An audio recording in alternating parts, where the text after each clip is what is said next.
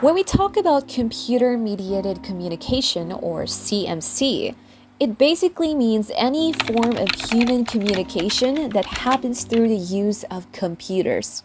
So, that includes things like emails, instant messaging, social media, and even video calls.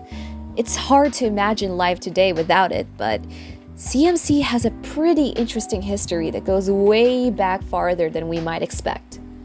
Before we get into computer-mediated communication, it helps to understand where computers themselves started.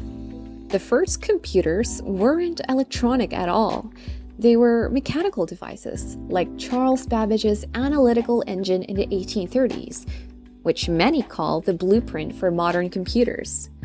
Fast forward to the mid-20th century during World War II, when machines like ENIAC in 1945 became the first general-purpose electronic computer. From there, computers got smaller and more powerful. The invention of the transistor in 1947 and later the microprocessor in 1971 made it possible to create personal computers. By the late 1970s and early 80s, PCs like the Apple II and IBM PC brought computers into homes and schools. Right. If we start from the beginning, the roots of CMC are tied to the development of computer networking in the late 1960s. The very first system we can point to is ARPANET, which was funded by the US Department of Defense in 1969.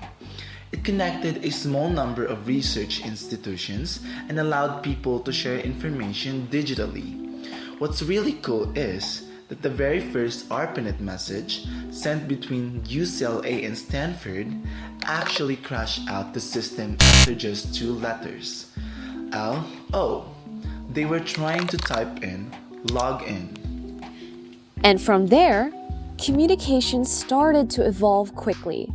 By 1971, Ray Tomlinson created email, which is considered the first true form of CMC. He's the one who decided to use the @ symbol to separate the username from the host computer. At first, email wasn't widely used. It was mainly researchers and engineers who were communicating this way. But it set the foundation for the everyday digital communication we rely on now.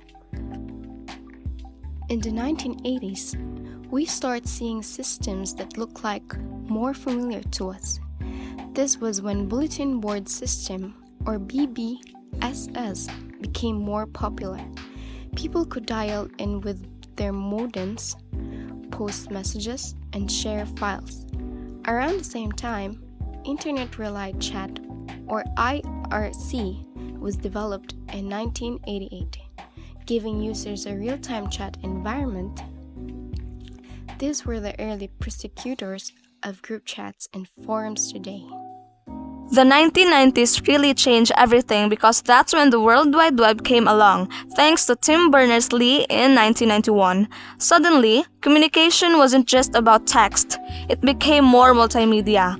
We had chat rooms like AOL, Instant Messenger, Yahoo Messenger, and early forums where people formed online communities. Social interaction on the internet went from being niche to something millions of people were doing every day.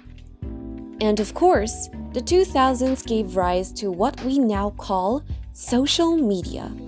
Platforms like Friendster, MySpace, Facebook, Twitter, and later Instagram completely reshaped the way we communicate online.